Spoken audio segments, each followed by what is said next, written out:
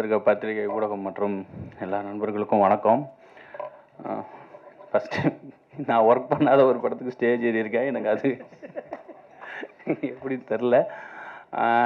Guna, director சக்தி எல்லாருமே என் friends. அதுலேயும் குணா வந்து எனக்கு ஒரு ஸ்பெஷல். எப்படின்னா, நான் அருண்ராஜா கிட்ட அசிஸ்டண்ட்டாக ஜாயின் பண்ணுறதுக்கு மெயின் ரீசனே வந்து குணா ஆரம்பித்த ஃபஸ்ட்டு அவரோட ப்ராடக்ட்டு. ஏன்னா அந்த படத்தில் தான் நான் ஃபஸ்ட்டு அருண்ராஜா கிட்ட அசிஸ்டண்ட்டாக வந்து ஜாயின் பண்ணேன். அப்புறம் அது நடக்கலை. பட் அந்த மீட்டிங் வந்து நான் அருண்ராஜா ஜாயின் பண்ணுறதுக்காக நடந்ததாக தான் நான் எடுத்துக்கிட்டேன். தேங்க்ஸ் குணா ஃபஸ்ட்டு அதுக்கு. எஸ் சக்திவேல் எனக்கு நெஞ்சுக்கு நீதி டைம்லேயே எனக்கு படம் பார்த்துட்டு சக்திவேல் வந்து எனக்கு ட்விட்டரில் அப்போவே எனக்கு மெசேஜ் அனுப்பி எனக்கு ரொம்ப வாழ்த்து சொன்னார். அதுக்கப்புறம் நிறைய இப்போது லப்பர் பந்தாக இருக்கட்டும், அப்போவுமே வந்து எனக்கு என்னென்ன ட்விட்டரில் இப்போ நான் பெருசாக அதை ஃபாலோ பண்ணாதப்போ அவர் வந்து எனக்கு என்னென்ன வாழ்த்து வருது, என்னென்ன இது வருதுங்கிறதெல்லாம் எனக்கு ஸ்க்ரீன்ஷாட்டு அப்புறம் அதோடைய ஷேர்லாம் பண்ணி ரொம்ப என்னுடைய வெற்றியை, என்னுடைய சந்தோஷத்தை வந்து ரொம்ப அவரு எனக்கு ரொம்ப பக்கபலமாக இருந்தார். ஸோ அந்த மாதிரியான ஒரு நண்பர், அப்படின்னா ஒரு நல்ல மனுஷன். மிஸ்கின் சார் சொன்னார், இந்த படத்தில் நேர்மையும் உண்மை இருந்தால் அந்த படம் கண்டிப்பாக ஜெயிக்கும், நான் இன்னும் பார்க்கல அப்படின்னு சொன்னார். நான் பார்த்துட்டேன் படம், போன வாரம் தான் பார்த்தேன், கூப்பிட்டாங்க. அவர் சொன்னால் ரெண்டுமே தாண்டி சோலும் இருக்குது இந்த படத்தில். ஸோ கண்டிப்பாக இந்த படம் ஜெயிக்கும், கண்டிப்பாக உங்களுக்கும் பிடிக்கும். ஏன் அப்படி சொல்கிறேன்னா, அதுக்கு நானே நல்ல ரீசன். 2 மாதத்துக்கு முன்னாடி நானும் அப்படி ஒரு வெயிட் பண்ணிகிட்டு இருந்தப்போ இதே பத்திரிகை இதே மக்கள் எனக்கு அந்த இதை கொடுத்தாங்க. நான் சொல்கிறேன், சக்திவேல், குணா, அப்புறம் எல்லா டீமும் உங்களுக்கு அந்த நம்பிக்கை, நான் முன்னாடி இங்கே நிற்கிறதுக்கு இவங்க தான் காரணம். கண்டிப்பாக அதை பண்ணுவாங்க. ஸோ இந்த படத்தையும் சப்போர்ட் பண்ணுங்கள். கண்டிப்பாக இந்த படம் உங்களுக்கு பிடிக்கும். இதில் ரொம்ப எப்படி சொல்கிறது, நல்ல படத்தை தாண்டி ரொம்ப என்டர்டெயினாக இருக்கும். நான் அதுதான் குணா கிட்ட சொல்லுவேன். குணா நல்ல படம் ஓகே, பார்த்துட்டு அவங்களுக்குள்ளே பேசிட்டு போயிடுவாங்க. என்டர்டெயின் படம் மட்டும்தான் அடுத்தவங்க கிட்ட சொல்லுவாங்க. ஸோ இந்த படத்தை நான் எல்லாத்துலேயும் சொல்கிறேன். ஏன்னா ரொம்ப எங்கேஜாக ரொம்ப சுவாரஸ்யமான ஒரு படமாக இருந்தது. அதே மாதிரி சக்திவேல் ப்ரோ சொன்ன மாதிரி அம்மா கேரக்டர் எனக்கு ரொம்ப எல்லா கேரக்டரும் நல்லா பண்ணியிருந்தாங்க. எனக்கு அவங்க கேரக்டரோட ஸ்க்ரீன் ப்ரெசன்ஸாக இருக்கட்டும் எனக்கு ரொம்ப, இந்த படம் பார்க்கும்போது எனக்கு ஒரு, நான் குணா கிட்ட கேட்டேன், அந்த அம்மா ரொம்ப சூப்பராக பண்ணியிருக்காங்க குணா அப்படின்னு சொன்னேன். ஸோ மேம் வாழ்த்துக்கள். இது எல்லாருமே நிறைய பண்ணியிருக்காங்க, அவங்களுக்கு என் வாழ்த்துக்கள் தேவைப்படாது. உங்களுக்கு நான் ஃபஸ்ட் டைம் பார்க்க நான் சொல்கிறேன். ஸோ இந்த படம் அவ்வளோ உண்மையாகவும் நேர்மையாகவும் ரொம்ப அழகாகவும் இருக்கும். அதே மாதிரி ரொம்ப ஃப்ரெஷ்ஷாக இருந்துச்சு. டெக்னிக்கல் டீம் பாண்டியராஜ் கேமராமேன் அவராக இருக்கட்டும், ஷான் லோகேஷோடைய மிகப்பெரிய ஃபேன், முக்கியமாக அவருடைய ட்ரைலர் கட்டுக்கு. இப்போ இந்த ட்ரைலர் கட்டும் எனக்கு ரொம்ப பிடிச்சிருந்துச்சு. ஸோ ஷான் லோகேஷ் எல்லா டீமுக்கும், டெக்னிக்கல் டீமுக்கும் ரொம்ப ரொம்ப நன்றி. கண்டிப்பாக இந்த படம் ஜெயிக்கும். அதுக்கு ஃபஸ்ட்டு நான் வாழ்த்து சொல்கிறேன். அதுக்கப்புறம் நீங்கள் அதை சப்போர்ட் பண்ணுங்கள். ரொம்ப நன்றி என்னை இன்வைட் பண்ணதுக்கு டீமுக்கு ரொம்ப ரொம்ப நன்றி. சரி, தெருக்கூத்து கலைஞர்கள் இங்கே வந்து விழா சிறப்பிச்சதுக்கு ரொம்ப நன்றி. அவர் வேறு அடி வாங்கினார், நான் பக்கத்தில் அங்கே உட்காந்துருந்தேன். எனக்கே அவ்வளோ வலிச்சுது, என் மேலே பட்டுருமோன்னு பயத்துலேயே இருந்தேன். பட் நீங்கள் எப்படி தாங்குறீங்கன்னு தெரியல. ஸோ உங்களுக்கு ரொம்ப நன்றி, வந்ததுக்கு ரொம்ப நன்றி. எல்லாருக்கும் வணக்கம். அப்புறம் எல்லாருக்கும் நன்றி. தயாரிப்பாளர்களுக்கு, இயக்குனருக்கு, கூட நடித்த நடிகர் எல்லாருக்குமே நன்றி. உங்களுக்கு ஒரு பெரிய நன்றி. நிறைய பேசணும் இந்த படத்தில் அப்படின்ட்டு நான் ப்ரிப்பேர்லாம் பண்ணி வச்சுருந்தேன். ஆனால் இன்றைக்கி கொஞ்சம் இடையில ஒரு படப்பிடிப்பு நடுவில் அனுமதி வர வேண்டிய சூழ்நிலை ஆயிடுச்சு. சாலிகிராமத்துலாம் ஷூட்டிங் நடந்துகிட்டு இருக்கு. நான் 8 மணிக்கு வந்துடுவேன்னு சொன்னேன். அநேகமாக ஷார்ட் ரெடியாக இருக்கும். போனோன்னே போய் உள்ளே பூந்து நடிக்கணும் கேமராக்குள்ளே. இந்த படத்தில் எனக்கு என்னோடய கதாபாத்திரம் வந்து நான் ஹீரோவோட தாய்மாவனாக நடிச்சிருக்கேன். படத்துக்குள்ளே ரொம்ப முக்கியமான கதாபாத்திரம். அப்புறம் இந்த கதை இயக்குனர் சக்திவேல் வந்து எனக்கு அவர் படம் பண்ணுறதுக்கு முன்னாடிலேருந்தே தெரியும். ஒரு படம் வந்து ஆக்சுவலாக டிஸ்ட்ரிபியூஷனுக்கு ஒர்க் பண்ணிட்டு இருந்தார். அப்போ இருந்து எனக்கு அவரை தெரியும். அதனால் எல்லா படத்துலையுமே கூப்பிடுவார். பயணிகள் கவனிக்கலையும் ஒரு ரோல் கூப்பிட்டுருந்தாரு. அப்போ வந்து சூழ்நிலையினால் அதை பண்ண முடியல. இதில் வந்து முக்கியமான ஒரு ரோல் அவரோட ஒர்க் பண்ணதில் எனக்கு ரொம்ப மகிழ்ச்சி. இந்த கண்டென்ட்டுக்குள்ளே இருக்கிறது எனக்கு நிறைய ரிலேட் பண்ணிக்க முடியாத நிறைய சம்பவம் இருக்குது. அதெல்லாம் வெளியில் சொல்லலாமா இல்லையான்னு ரொம்ப நாளாக ஒரு யோசனை. ஏன்னா இது மிஸ்கின் சார் பேசும்போது நிறையா கொஞ்சம் இது மனிதர்கள் அப்படிலாம் மாற்றி பேச வேண்டிய சூழ்நிலை இருக்குது. ஏன்னா நமக்கு அந்த டைம் வந்து கரெக்டாக இல்லையான்னு இன்னும் புரியல. வேறு இது பொதுவெளியில் மைக்கில் பேசலாமான்னு வேறு தெரியல. அப்புறம் அவர் சொன்னதுக்கப்புறம் எனக்கு என் வாழ்க்கையில் நடந்த ஒரு கதையை சொல்லிடலான்னு நான் முடிவு பண்ணிட்டேன். நான் எப்படியும் மாட்டா நாங்கள் 2 பேரும் சேர்ந்து மாட்டிக்கிறோம் அப்படின்ட்டு தான். ஏன்னா அவருக்கு நடந்த மாதிரி என் வாழ்க்கையில் நடந்தால் சின்ன பையன். எங்கள் ஊரில் ஒரு நாய் இருந்தது, எனக்கு அப்படி சொல்லி தான் பழக்கம். ஆனால் அதுக்கு ஒரு பேர் வச்சுருந்தோம், கருப்பு. அதுக்கு பேர் அது ஃபுல் பிளாக்கில் இருக்கும். இருட்டிலலாம் இருந்தால் தெரியவே தெரியாது. அது வந்து எங்கள் பெரியப்பா வீட்டில் இருந்துச்சு. எங்கள் அப்பாவுக்கு வந்து நாய் வளர்க்குறது பிடிக்காது. ஏன்னா அது வந்து ஒரு நாள் என்றைக்கா இருந்தாலும் ஒரு நாள் நம்ம இருக்கும்போது அது நம்ம விட்டு பிரிஞ்சு போவோம். அதனால் அந்த சோகத்தெல்லாம் நம்மளால் தாங்க முடியாதுன்ட்டு அவர் வந்து அது மேலே விருப்பப்பட மாட்டார். நாய் வளர்க்குறது எங்கள் அப்பாவுக்கு பிடிக்கவே பிடிக்காதனால எங்கள் வீட்டில் நாய் வளர்க்கலாம். எனக்கு நாய் வந்து பர்சனலாக பிடிக்கும்.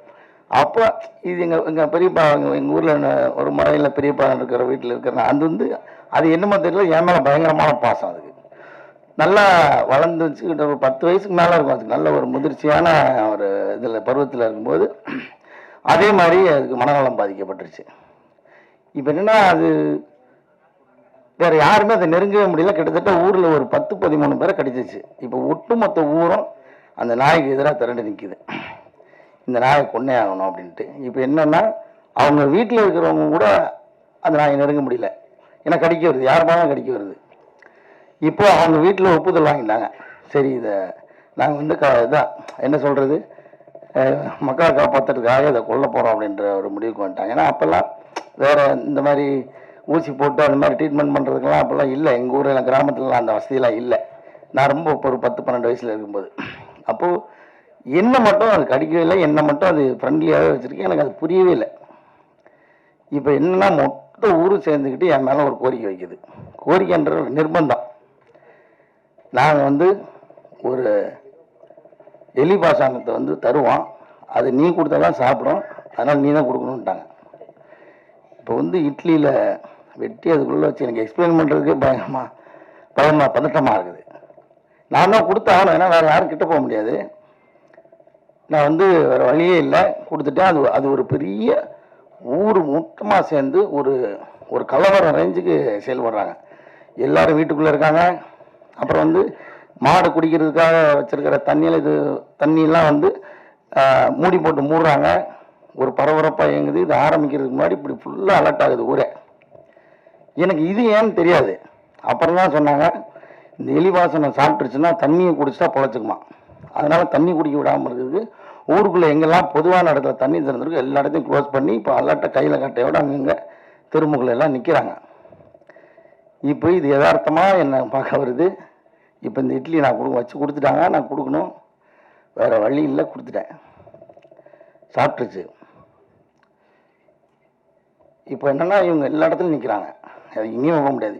அது சாப்பிட்டுட்டு என்ன ஒரு பார்வையோட பார்த்துருச்சு, என்னால் அதை கடக்கவே முடியல. நான் கொஞ்சம் எமோஷனல் வேறு. அப்புறம் என்ன ஆயிடுச்சுன்னா எல்லா இடத்துக்கும் ஏமாற்றி தப்பிச்சு ஓடிட்டான். ஊருக்கு வெளியில் ஊத்துன்னு ஒரு குட்டை இருக்கும், அந்த குட்டையில் போய் தண்ணியை குடிச்சிட்டான், தப்பிச்சிட்டான். இப்போ ஆனாலும் ஊர் இதுக்கு எதிராகவே தான் நிற்கிது.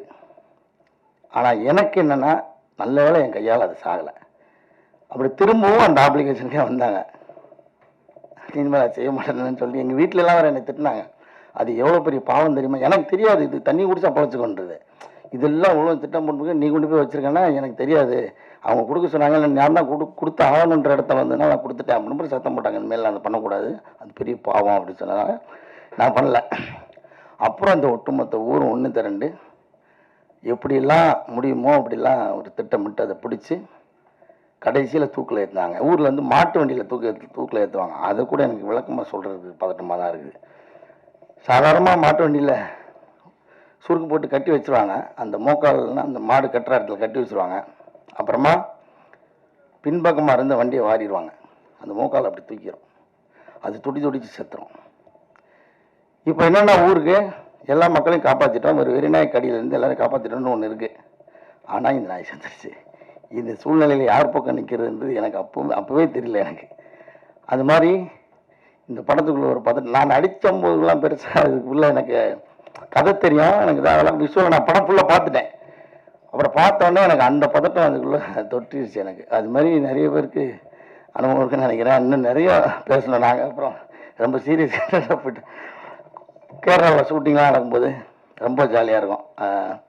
வெளியில் அதாவது ஷூட் முடித்ததுக்கப்புறம் ஹோட்டல் ரூம்லாம் வந்துட்டு ஒரு நாள் வந்து எல்லோரும் கதவை சாத்திட்டு பிரியாணி பண்ணோம், வேறு ஒன்றும் இல்லை.